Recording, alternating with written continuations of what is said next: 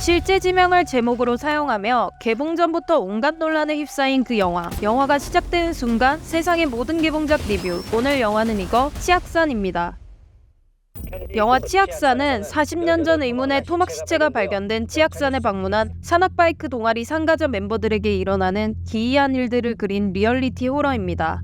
동아리 리더 민준의 사촌 동생인 현지의 초대로 치악산의 한 산장에 방문하게 된 부원들. 라이딩에 대한 기대감으로 들뜬 부원들과는 달리 민준은 어딘가 가라앉은 현지를 걱정스레 바라봅니다.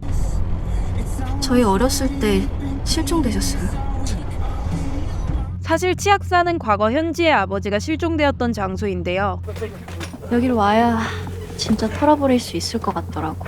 현지는 이번 기회에 과거를 다 털어버릴 생각입니다. 그렇게 치악산으로 향하던 도중 화장실에 들른 일행들. 현지가 자리를 비운 사이 남은 이들은 치악산 토막살인 사건이라는 이른바 치악산 괴담에 대해 이야기를 나눕니다. 예전에 이 치악산에서 토막살인이 있었다던데 그거 진짜예요? 토막살. 아니 그런 건 어디서 들었어? 유튜브 보면 엄청 나와요. 치악산 괴담이라고. 그 시각 현지는 화장실을 나오던 중 여기 오면 다 죽는다 경고하는 의문의 할머니를 마주치고 그녀를 피해 도망치죠.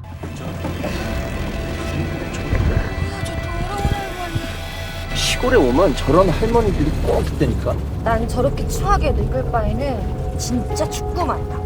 일행은 할머니를 이상한 사람 취급하며 다시 목적지로 향합니다. 산장에 도착한 부원들. 야, 우리 코스 체크하고 올 테니까 짐들 풀고 쉬고 있어. 민준과 양배는 다음날 있을 라이딩을 위해 미리 코스를 살피고 카메라 설치도 할 겸 산으로 향하는데요. 여기서 양배는 기이하게 쌓인 돌탑 무더기를 발견하고 소원을 빕니다. 기도해야 돼.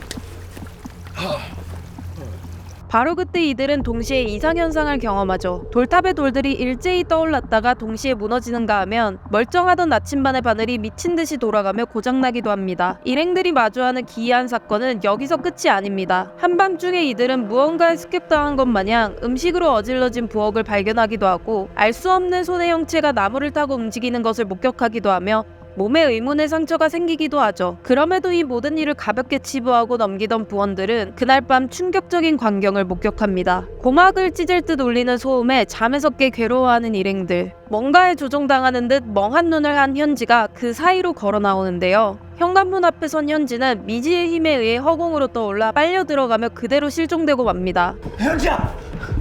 현지야! 그리고 곧 유리창의 파열음과 함께 산짐승의 토막난 사체가 산장에 처박히죠. 치악산의 토막살인 괴담이 현실이 될 것이라는 암시였을까요? 일행들은 공포에 질린 채 믿을 수 없는 초자연적인 힘을 피해 살아남으려 고군분투하는데요. 과연 이들은 무사히 생존해 산을 빠져나갈 수 있을까요?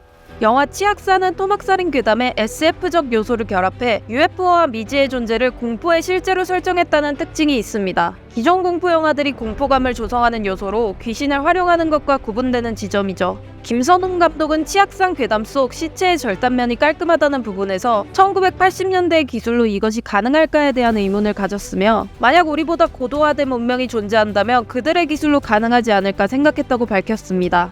여기에 수메르 문명의 길가메시 서사시와 1976년의 대공포 사건을 더해 이야기를 만들었다고 설명했는데요. 비행물체, 초자연적 현상이라는 독특한 소재를 괴담에 결합했다는 점에서 참신하게 느껴졌습니다. 치악산의 또 다른 포인트는 배우들의 연기입니다. 육룡이 나르샤, 닥터스, 역적, 백적을 훔친 도적 등을 통해 안방극장에서 연기력을 인정받은 윤균상은 첫 스크린 주연작인 치악산에서도 훌륭한 연기를 선보였는데요. 보이지 않는 무언가에 대한 공포감을 생생하게 연기하여 극중 긴장감을 높이는 데 크게 기여했습니다. 또한 영화 도어락, 넷플릭스 스마트폰을 떨어뜨렸을 뿐인데 등 호러 및 스릴러 장르에서 활발한 활동을 보여준 김예원은 치악산과 외부 공간의 경계에 선 인물로 극중 가장 미스터리한 인물을 완벽히 연기해내며 관객들로 하여금 긴장을 유지하도록 했죠. 백의린, 연재욱 등 조연 배우들 역시 서서히 다가오는 공포로부터 도망치는 상황의 두려움과 긴박함을 관객들에게 그대로 전합니다. 배우들의 훌륭한 연기가 치악산을 완성했다고 해도 과언이 아니죠. 그럼에도 불구하고 치악산에는 몇 가지 아쉬움이 남는데요. 우선 클리셰적인 연출과 스토리 진행입니다. 공포의 실체에 대한 신선한 아이디어에도 불구하고 이야기는 전형적인 공포영화의 전개 방식을 따라가죠. 가지 말라는 곳에 가고 이상현상이 벌어지는 상황 속에 혼자 남고 가족이라면 앞뒤 따지지 않고 달려가는 등 어디서 많이 본 듯한 흐름으로 이야기가 전개됩니다. 굳이 공포영화 매니아가 아니더라도 영화를 보다 보면 앞으로의 극방향을 쉽게 유추해낼 수 있죠. 그러다 보니 관람 중 맥이 빠지기도 합니다. 게다가 치악산의 특색이었던 독특한 아이디어 역시도 관객들에게는 그다지 다가오지 않았습니다. 영화 자체가 치악산 토막살인 괴담에 대해 파고드는 것보다는 캐릭터들이 토막살인을 당하는 치악산 괴담의 실현을 보여주고 있어서 관객들이 공포의 실체를 마주할 기회가 거의 없는데요. 영화 중간중간 등장하는 수메르 문명에 대한 언급과 벽화만으로는 괴담의 실체를 짐작해내기 어렵죠. 오리무중한 상태는 결말까지 이어져 영화를 다 보고 나서도 그래서 정체가 뭐야? 하는 의문을 남기는데요. 치악산, 토막살인,